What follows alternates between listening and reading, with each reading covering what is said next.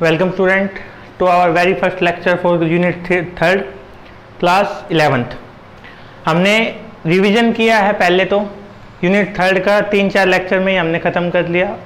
मानता हूँ कि बहुत जल्दी करवाए, कुछ एक आधे टॉपिक रहते भी है, लेकिन अब यूनिट 3rd जब शुरू होगी तो उसके बाद रेगुलर जैसे और क्लासों के चले हुए उस तरीके से आपके टॉपिक करवाए जाएंगे इसमें, ठीक है। यदि हम बात करें यूनिट 3rd की, very first lecture unit 3rd class 11th unit 3rd laws of motion.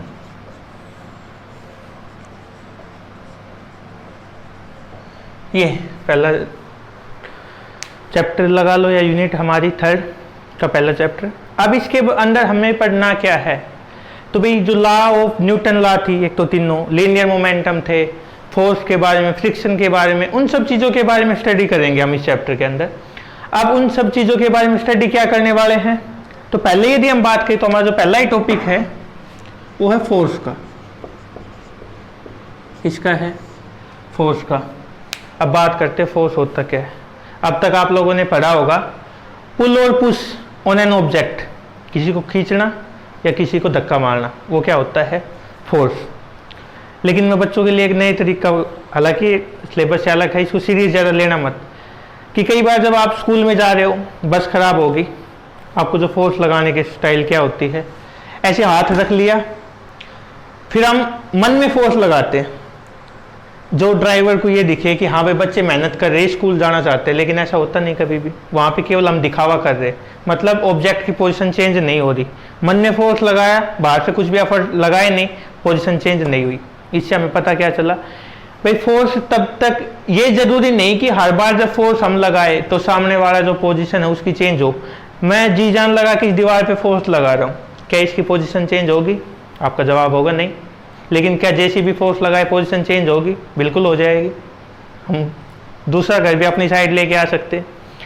अब इसमें होता क्या है, ऐसा क्यों होता है, इसके पीछे रीजन है भाई कि फोर्स हम उस चीज को बोलते हैं जो बाहर से हम कोई प्रयास कर रहे किसी चीज के ऊपर, जिसके अंदर उसकी पोजीशन चेंज, वो चेंज करने की कोशिश करे या चेंज हो जाए, दोनों में से कोई भी केस हो। अब भाई कोशिश तो की है, नहीं चेंज हुई तो वो अलग बात है, क्योंकि हम इसका जो आपस में अट्रैक्शन है, जो पार्टिकल इसमें लगे उसका जो अट्रैक्शन है वो हमारे फोर्स के कंपैरिजन में क्या है? कम है। इस कारण से हम क्या देखते हैं कि मूवमेंट नहीं हो पाती, ठीक है। तो हमारा पहला टॉपिक आज force, the external efforts on an object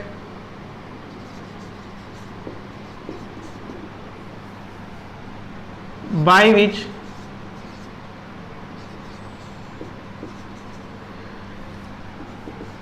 it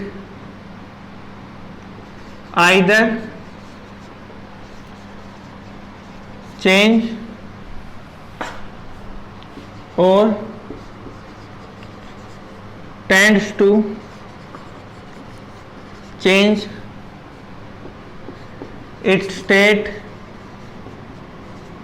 of, बस स्टेट तक ही रहने दो, try to change its state. मतलब भाई is called force.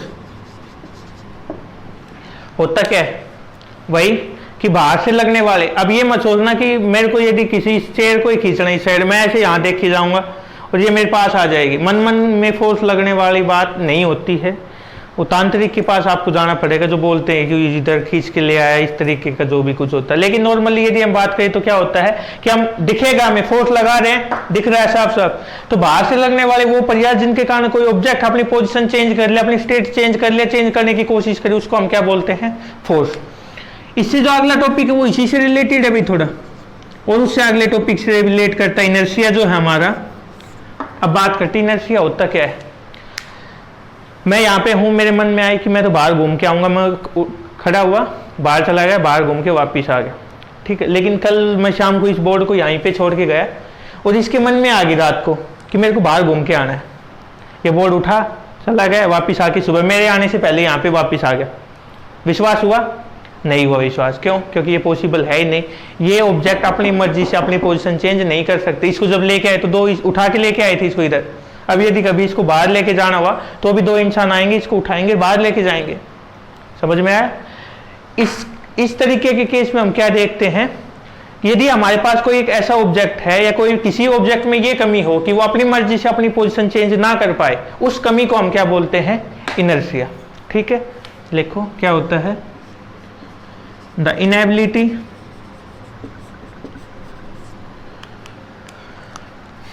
Of an object to not change its state of rest or motion by itself is known as inertia.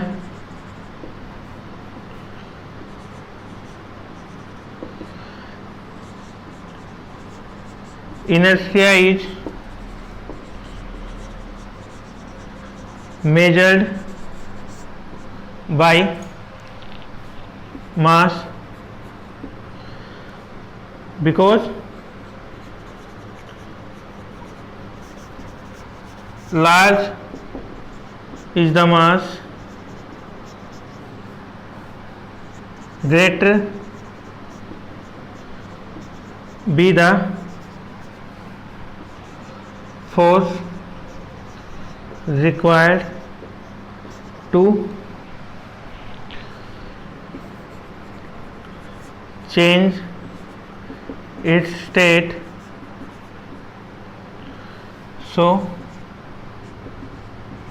inertia is also high. इसका मतलब क्या हुआ भाई? यदि हमारे पास वो कोई इस तरीके का ऑब्जेक्ट दे रखा है जिसका मास ज्यादा हो, उस केस में हम क्या देखते हैं कि हमें ज्यादा फोर्स अप्लाई करना पड़ेगा। एक तो कोई नॉर्मल बॉल है, पैर से हमने लात मारी, उसके होगी उसकी पोजीशन चेंज। लेकिन कोई हैवी वेट है, उसको चेंज करवाने के लिए हमें ज्यादा फोर्स अप्लाई करना पड़ता है। मतलब यदि मास ज्यादा हुआ तो उसके लिए इनर्शिया की वैल्यू भी क्या हो जाएगी? ज्यादा। ये थे आपके पहले दो टॉपिक। उसके बाद हमारे पास तीसरा आता है जो इन दोनों का मिक्सर होगा एक तरीके से। क्या है वो? देखो,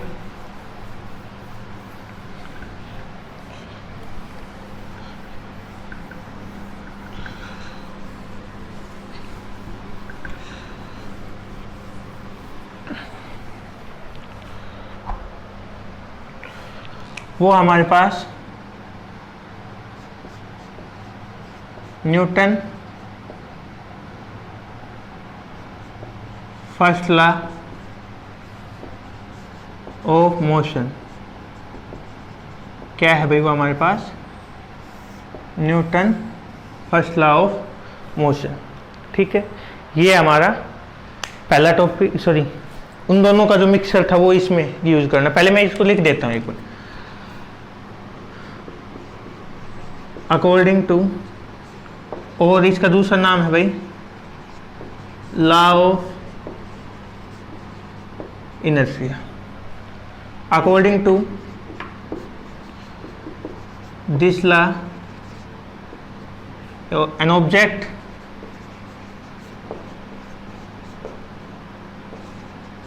कैन नॉट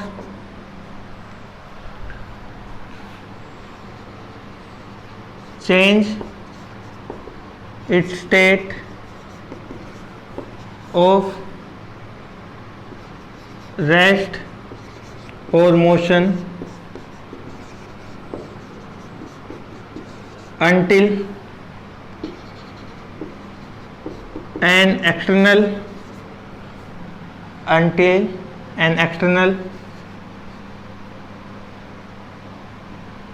या अनलेस लिखो भाई, एक सेकंड, इसको थोड़ा चेंज करते, मॉडिफाई करते। Unless it is compelled bye N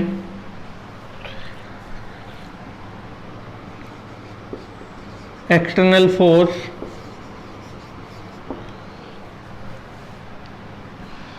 this law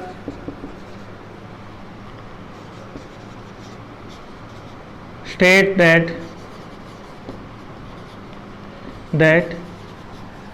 an object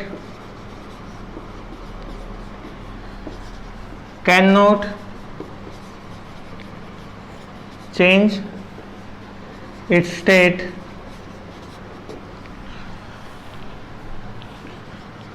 by itself, which is law of inertia. इसलिए हम इसको क्या बोलते हैं, लॉ ऑफ इनर्शिया, क्योंकि इसका भी मतलब तो वही हुआ। ठीक है, 1 मिनट बताएंगे और अच्छे से। So an external force is required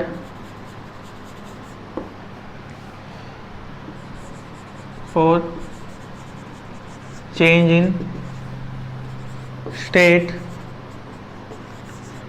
of an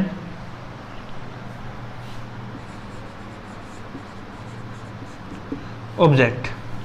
ठीक है, क्या है? According to this law, an object cannot change its state of rest or motion unless it is compelled by an external force. This law states that an object cannot change its position, its state by itself, which is law of inertia. So an external force is required for change in state of an object। इन पंक्तियों के माध्यम से कवि क्या कहना चाह रहा है, जो न्यूटन कवि थे हमारे, वो क्या कहना चाह रहे हैं इन पंक्तियों के माध्यम से? उनका कहने का मतलब ये था कि भाई कोई ऑब्जेक्ट रेस्ट में है ना, जो हमें ये वाली डेफिनेशन है ये बताई गई थी पहले, यहां से इससे पीछे वाली। According to this line object can not change its state of rest और मोशन। मतलब रेस्ट में है तो मोशन में, न रेस्ट में है तो रेस्ट में रहेगा, मोशन में है तो वो मोशन में रहेगा। शुरू में हमें यही बताया गया था। बाद में न्यूटन ने इसको चेंज करके इसको कंप्लीट किया। क्या भाई, ये तभी पॉसिबल है जब हम इसके ऊपर बाहर से कोई भी फोर्स अप्लाई नहीं कर रहे। यदि हमने बाहर से कोई भी फोर्स अप्लाई कर दिया तो इसका उल्टा हो जाएगा, मतलब हम उसकी स्टेट को चेंज कर सकते हैं। ये हमें न्यूटन की, ये आपने 9th क्लास में आई थिंक पहले पढ़ रखी होगी, कुछ नया है नहीं इसके अंदर। ठीक है, आगे देखो।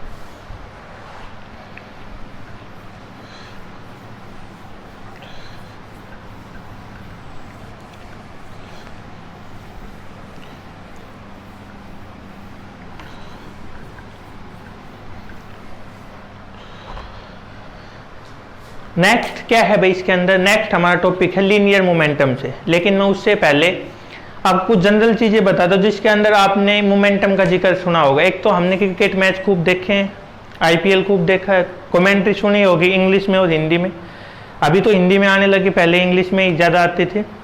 तो उसमें कई बार एक लाइन बोलते थे, the Indian team has great momentum and the Indian captain also have a great momentum of winning. जीत का अच्छा मोमेंटम गेन कर लिया। तो मोमेंटम आपने सुना तो होगा पहले। मतलब कहोगे सर हम तो मतलब ही नहीं है, इसलिए हमें मतलब नहीं पता इसका। मतलब क्या है भाई इसका, कि यदि हमारे पास कोई भी ऑब्जेक्ट है, वो किस वेलोसिटी, उसका मास कितना है और वो किस वेलोसिटी के साथ मूव कर रहा है। ठीक है, उसका मास कितना है और किस वेलोसिटी के साथ वो मूव कर रहा है, इस सारी टर्म को यदि हम मेजर कर ले, इसकी यदि हम प्रोडक्ट निकाल ले, वो क्या होगा हमारे पास? मोमेंटम होता है। देखो लीनियर मोमेंटम क्या होगा? Linear momentum, it may be defined as the product of mass and velocity if m is the mass of an object and v be the velocity of that object then its linear momentum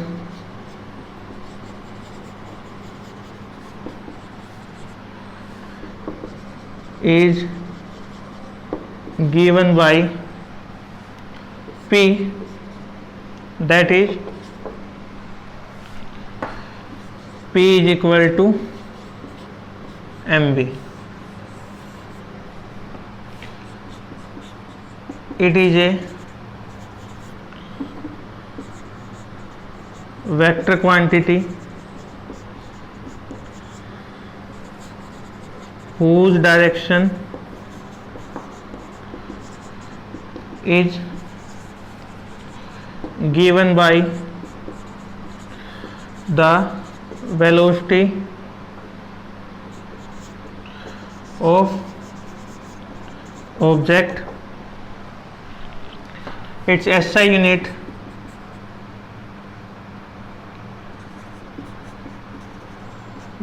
is kilogram metre per second. CGS unit क्या हो जाएगी भाई इसकी? Gram centimetre per second. Dimension formula निकालेंगे हम तो क्या होगा? m1 ml t minus 1. ये इसका डायमेंशन फॉर्मूला होता है. ठीक है, आसान है बिल्कुल. पे P हमने लीनियर मोमेंटम मान लिया. mv उसका m उसका मास लिख लो, बेस पता है, लिख ही रखा ऊपर. m उसका मास होगा, v इसकी वेलोसिटी होगी. सीधी सी बात है भाई, m है, मास की कोई भी डायरेक्शन होती नहीं. यदि एक वेक्टर क्वांटिटी है तो किसकी डायरेक्शन पे चलेगी? वेलोसिटी की direction. And we know the product of two of one scalar and another vector quantity is always a vector quantity. यदि एक वेक्टर क्वांटिटी उसको मल्टीप्लाई करवा रहे एक स्केलर से तो हमारे पास रिजल्ट क्या आएगा? एक वेक्टर क्वांटिटी आएगी. तो इसकी डायरेक्शन किस डायरेक्शन में होगी? जिस डायरेक्शन में हमारी वेलोसिटी है. ठीक है. दूसरा, मास के SI unit kilogram metre per second ग्राम, ये कर सकते हो आप. इसका डायमेंशन फॉर्मूला. अब दोबारा देख लो एक बार. यदि हमारे पास लीनियर मोमेंटम एक तरीके की फिजिकल क्वांटिटी जो हम किस तरीके से मेजर करते हैं, भाई हमारे पास कोई भी एक ऑब्जेक्ट दे रखा है, वो मास उसका क्या है, उसकी वेलोसिटी क्या है, उन दोनों यदि हमारे पास पता है तो उसका हम लीनियर मोमेंटम फाइंड आउट कर सकते हैं. उन दोनों की जब प्रोडक्ट करवाएं तो जो रिजल्ट आएगा हमारे पास वो एक क्या होता है? Linear momentum. अब कहोगे सर इसको हमने किया क्यों? उसके पीछे रीजन ये है कि जब आगे वाला टॉपिक हम करने जा रहे हैं, मतलब न्यूटन जो सेकंड लॉ हम करने जा रहे हैं, वो इसी के ऊपर बेस. इसकी कंजर्वेशन लॉ भी, conservation law of linear momentum क्या कहती है कि यदि हमारे पास दो, एक मिनट इसको रब कर देते. Conservation law of linear momentum इसी यूनिट में हम पढ़ने वाले हैं.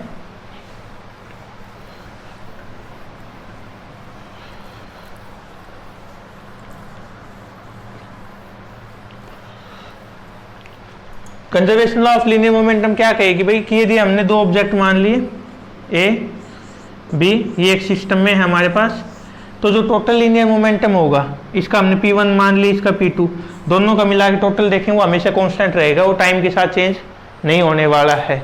ये हमें conservation law of linear momentum बताएगी, जो इस यूनिट में हम आगे पढ़ने वाले हैं. ठीक है. अब आते हैं हमारे नेक्स्ट टॉपिक पे. नेक्स्ट टॉपिक क्या हमारा? नेक्स्ट है इसके अंदर भाई Newton second law of motion. Newton second law of motion क्या होती है? देखो, इसके अंदर सीधा एक फंडा अप्लाई करना है. क्या फंडा अप्लाई करना है? लीनियर मोमेंटम की जो लीनियर मोमेंटम यदि किसी ऑब्जेक्ट का चेंज हो रहा है टाइम के साथ, सिंगल ऑब्जेक्ट की बात कर रहे हैं, तो जिस हिसाब से हम फोर्स अप्लाई करेंगे उस हिसाब से हमारा लीनियर मोमेंटम है वो चेंज होगा. ज्यादा फोर्स अप्लाई होगा जनरल लीनियर मोमेंटम, कम फोर्स अप्लाई होगा तो लीनियर मोमेंटम कम चेंज होगा. मतलब एक दूसरे के डायरेक्टली प्रोपोर्शनल. डायरेक्टली इनवर्सली मतलब समझते हो ना? ए और बी दो ऑब्जेक्ट. इसको समझने के लिए मैं आपको आपका रिजल्ट आया होगा सभी का भी. ठीक, 3 मान लिए मैंने. एक आप हो, ये ठीक है, ये आपके घर वाले और ये आपके पड़ोसी. ठीक, आपके नंबर अच्छे आए, ये आप खुद हो भाई, आपका पेपर हुआ है, आपके नंबर अच्छे आए, इनको खुशी होगी, इनको जो आपके पड़ोसी आपके रिश्तेदार हैं वो दुखी होंगे, होंगे दुखी। तो ये चीज आपके डायरेक्टली प्रपोज, आपकी खुशी में इनकी खुशी, आपकी खुशी में इनकी खुद खुशी, मतलब इनको दुख होगा। आपको यदि किसी चीज की खुशी हो रही है तो इनको क्या होगा, दुख होगा, जो पड़ोसी होंगे। तो कहने का मतलब क्या हुआ, ये आपके डायरेक्टली प्रोपोर्शनल, ये आपके इनवर्सली प्रोपोर्शनल। आप दुख में हो तो आपके घर वाले भी दुखी हो गए और जो बाहर वाले हैं वो खुश हो गए। मतलब आपसे उल्टा चलना, जो आपके साथ साथ चल रहे वो आपके डायरेक्टली प्रोपोर्शनल, जो आपके अपोजिट चलेंगे वो आपके इनवर्सली प्रोपोर्शनल। ठीक है, तो यहां पे हम बात कर रहे थे किसकी भाई, कि जो Newton second law of motion, इसमें क्या कहता है, according to Newton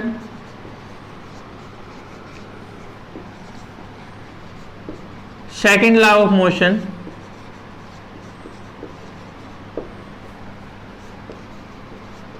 the force applied on a body is directly proportional to change in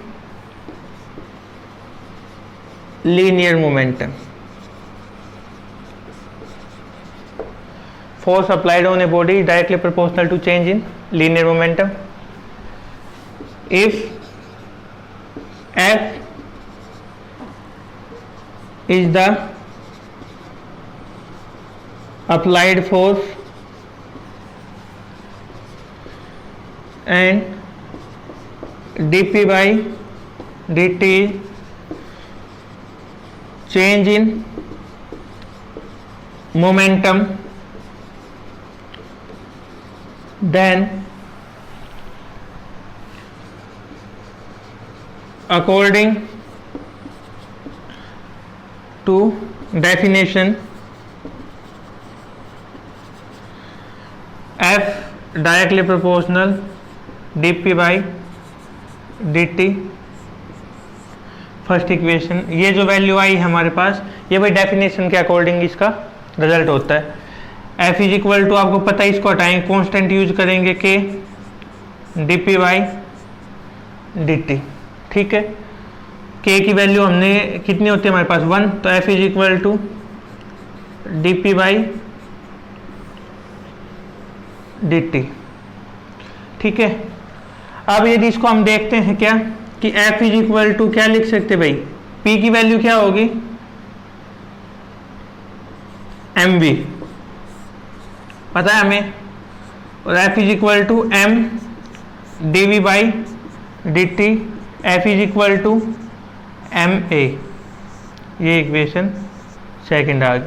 अब इसमें एक बार देखो, ये डेफिनेशन से आया रिजल्ट हमारे पास, इसको साइन को हटाएंगे, कांस्टेंट यूज कर दिया, के की वैल्यू 1 पुट करवा दी, ये वैल्यू आ गया हमारे पास। अब इसकी P की लीनियर मोमेंटम इससे पहले हमने किया है, उसमें लिख रखा था mv होती वैल्यू, mv वैल्यू हमने पुट कर दी। मास कभी भी टाइम के साथ चेंज नहीं होता, तो इसको डिफरेंशिएशन से बाहर, m bar dv by dt। अब आप कहोगे सर ये d बाई dt का मतलब क्या हुआ यहाँ पे, ये भी डिफरेंशिएशन का सिंबल किसका है, डिफरेंशिएशन का कह दो, या फिर इसका मतलब ये है कि जो भी चीज यहाँ पे लिखी जाएगी, चाहे वो s हो, s मतलब डिस्प्लेसमेंट, चाहे वो लीनियर मोमेंटम p हो, वो सारी चीजें हमारी टाइम के साथ चेंज हो रही है। इसका मतलब ये होगा कि वो वैल्यू हमारी टाइम के साथ चेंज हो रही है। तो वेलोसिटी टाइम के साथ चेंज हो, change in velocity with respect to time give rise to acceleration, पहले पढ़ रखा हमने, सेकंड यूनिट में भी करवाया था आपको। तो change in velocity upon time किसके इक्वल आ गया, एक्सेलरेशन के। ये हमारा इसका mathematical proof. Equation first is theoretical result and equation second is mathematical form of Newton second law. Clear, कि जो हमारे पास पहला है ये डेफिनेशन से आया हमारे पास, जो सेकंड है ये कहाँ से आया, मैथमेटिकल रिजल्ट है, दोनों ही न्यूटन सेकंड लॉ की फॉर्म है। अब इससे हम कुछ स्पेशल केस बना सकते हैं। स्पेशल केस क्या होंगे, हटा ही देते हैं इसको। स्पेशल केस देखो एक बार इसके,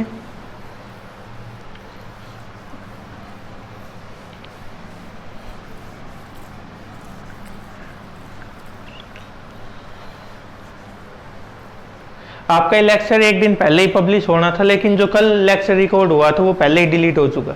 डिलीट कुछ और कर रहे थे, आप वाला लेक्चर डिलीट कर दे, वरना एक दिन पहले ये लेक्चर आपका आ जाना था, दोबारा बनाया जा रहा है। तो स्पेशल केस की यदि हम बात करें, रिजल्ट हमें क्या मिला है भाई, F is equal to m a. यहां से हम क्या देखते हैं, if force applied on a body is 0, then acceleration is also 0. That is, if F is equal to 0, then A is equal to 0. क्यों भाई, दो चीजों की प्रोडक्ट है वो जीरो के इक्वल दिखा दी भाई, एफ की वैल्यू हमने जीरो बता दी, तो इन दोनों में से एक की वैल्यू तो जीरो है, मास की वैल्यू जीरो हो नहीं सकती, तो किसकी वैल्यू जीरो हुई, एक्सेलरेशन की। If a body is in rest then there is no force applied on that object,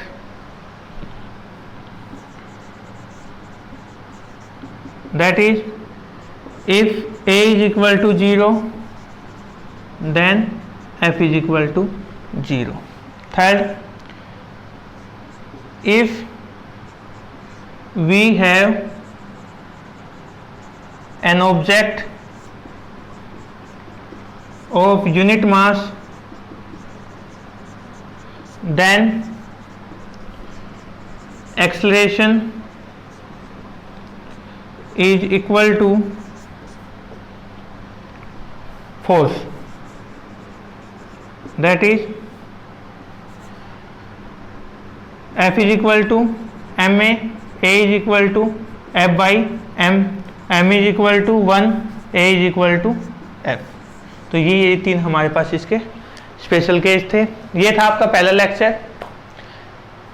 we hope कि किसी को कोई डाउट ना हो, फिर भी यदि किसी को डाउट होता है तो पूछ सकता है। Thank you.